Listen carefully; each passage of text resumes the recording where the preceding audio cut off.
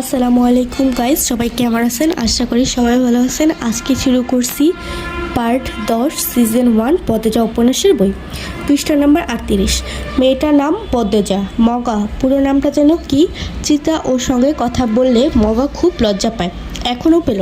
লাজুক ঘুমভঙ্গিতে জবাব দিল, উম্মে পদ্মজা। হ্যাঁ, উম্মে পদ্মজা। চিতা পাশ থেকে সেলিনা পারভিন প্রশ্ন করলো, কী নিয়ে আলাপ হচ্ছে?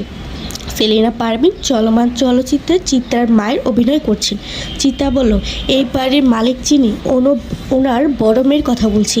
এমন সুন্দর মুখ আমি দুটো দেখিনি। মেয়েটার মুখ দেখলেই বুকের ভেতর নিকষিত বিশুদ্ধ ভালো লাগার জন্ম হবে। ভগবান এত শ্রী দিয়েছেন মেয়েটাকে। হতবাক হয়ে গেল লিখন শাহ। উপস্থিত প্রত্যেককেই চিত্রার মুখে অন্য নারীর প্রশংসা অবিশ্বাস্য। সবাইকে অবাক হয়ে তাকাতে দেখে বিব্রত বোধ করলো চিত্রা। গলায় জোর বাড়িয়ে বলল, সত্যি বলছি, সন্ন্যাসী ছাড়া কোনো পুরুষ এই মেয়েকে উপেক্ষা করতে পারবে না। পদ্মজাকে নিয়ে বেশ খানিকক্ষণ আলোচনা করলো তাদের মাঝে। আগ্রহ বেশি দেখালো লিখন, কিন্তু যখন শুনল পদ্মজা 16 বছর, তখন দমে গেল ছোট মেয়ে। হয়তো এমন বেশিরভাগ মেয়েরা স্বামীর ঘরে থাকে, তবুও লিখনের পদ্মজাকে খুব ছোট মনে হচ্ছে। তার একটা বোন আছে 16 বছরের, এখনও দেবেনি করে স্কুলে যায়। কত ছোট দেখতে! নিজের ক্ষণের সময়ের অভিলাষের কথা ভেবে আনমনে হেসে উঠল লিখন। চিতা তখনও পদ্মজার রূপের প্রশংসা করছিল। হিজল গাছের নিচে দাঁড়িয়ে আছে পদ্মজা।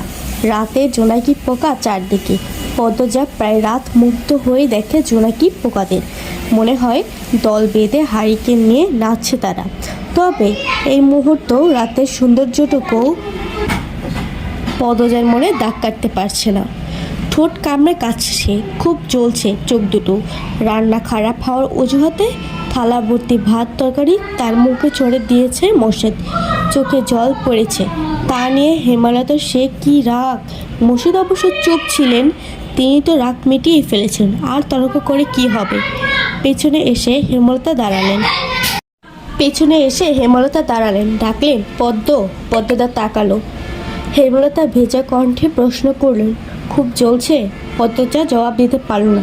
ঠোঁট ভেঙে কেঁদে উঠল। মা ছাড়া পৃথিবীতে আর কেউই নেই তার। মা বাদে আর কারো আদরই পাওয়া হয়নি। সবাই তার দোষ খোঁজে।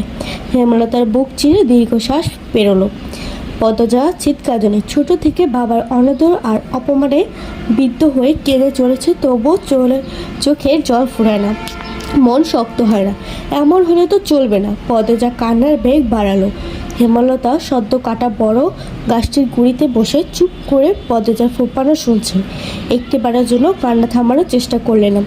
যখন চাঁদ মাথার উপরে চলে এলো, তখন ক্লান্ত হয়ে পদ্মজা নিজেই থেমে গেল। শান্ত হয়ে বসল মায়ের পাশে। হেমলতা উদাস গলায় বললেন, এভাবে চলবে না পদ্মজা মায়ের দিকে তাকালো।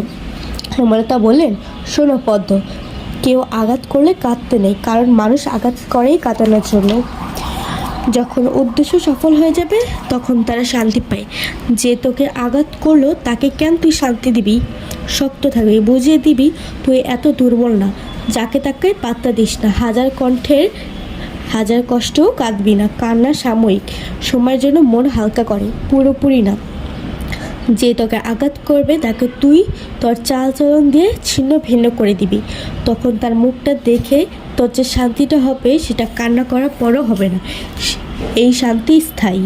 হেমলতার কথা পদ্মজার ওপর প্রভাব ফেল না। সে করুণ স্বরে বলল, কিন্তু আব্বার ব্যবহার আমার সহ্য হয় না আম্মা। আমার সঙ্গে কেন এমন করে আব্বা? তখন তাকে কখনো সামনাসামনি আব্বা ডাকার সুযোগ পেয়েছিস? পাসনি। তবুও কেন আব্বা আব্বা করিস? তুইও তাকে পাত্তা দিবি না? তুমি খুব কঠিন আম্মা, তোকেও হতে হবে। আব্বা কেন এমন করে আম্মা? আমি কি আব্বার মেয়ে না? আব্বা কেন বারবার বলে আমি তার মেয়ে না? এহেন প্রশ্ন হেমলতা চোখ সরিয়ে নিলেন। পদ্মজা জানে এই জবাব সে পাবে না। সে দাঁত চেপে কান্না আটকানোর চেষ্টা করলো। হেমলতা পরম স্নেহে এক হাত পদ্মজার মাথায় রেখে বললেন, কাঁদিস না। আর মায়ের রং না হয় পাসনি। মায়ের মতো শক্ত হওয়ার তো চেষ্টা করতে পারিস। পদ্মজা নির্লজ্জ আবার প্রশ্ন করলো, আম্মা আমি কি আব্বার মেয়ে না? বলো না আম্মা। পদ্মজার চোখ বেয়ে জল পড়ছে, মায়া হচ্ছে হেমলতার, বুক ভারী হয়ে আসছে। তিনি আবেগ লুকিয়ে কণ্ঠ কঠিন করার চেষ্টা করলেন। মার খাবি পদ্ম, কতবার বলবো তুই আমার আর তোর আব্বার মেয়ে? কি নাম আমার আব্বার? কি শান্ত কণ্ঠ পদ্মচার হেমলতা চমকালেন, তবে তা প্রকাশ করলেন না। মেয়েদের সামনে তিনি কখনো দুর্বল হতে চান না। পদ্মজার দিকে ঝুঁকে কণ্ঠ খাতে নামিয়ে বলে, তোর আব্বার নাম মোর্শেদ মোড়ল। পদ্মজা হতাশ হয়ে দীর্ঘ শ্বাস ছাড়ল। মার ওপর বিরক্তি জন্মাচ্ছে, খুব কঠিন করে বলতে ইচ্ছে করছে, যাও এখান থেকে, আমার কাছে আর আসবে না, কখনো আসবে না। কিন্তু এমন ব্যবহার কখনো করতে পারবে না সে, কখনো না। রাতের বাতাস ভেসে আসছে, হাসনা হায়না ফুলের ঘ্রাণে আকাশে থালার মতো, চাঁদ ঝিরঝির করে মোলায়েম বাতাস চারদিকে। পদ্মজার চোখে জল শুকিয়ে আছে। হেমলতা ঝিম মেরে বসে আছে। মা মেয়ে পাশাপাশি বসে থেকেও যেন কত দূরে, নিজেদের মতো ভেবে যাচ্ছে এটা সেটা নেই।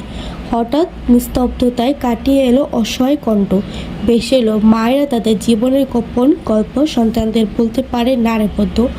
পদ্মজা তাকালো, হেমলতা ছল ছল চোখে তাকিয়ে আছে। পদ্মজার বুকের ভেতর হু হু করে ওঠে, এই মানুষটা এত নরম রূপে মানায় না।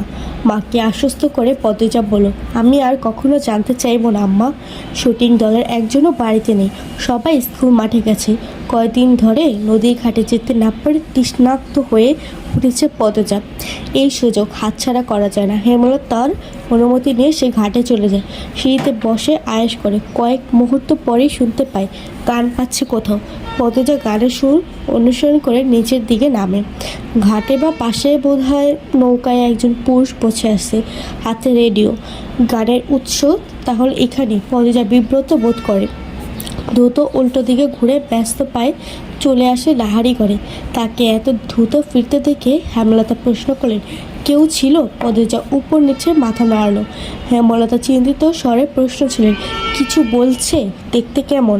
না মা, কিছু বলেনি, আমাকেও দেখেনি। মাথার চুল ঝাঁকড়া, মুখ খেয়াল করিনি। পূর্ণ অঙ্ক করছিল।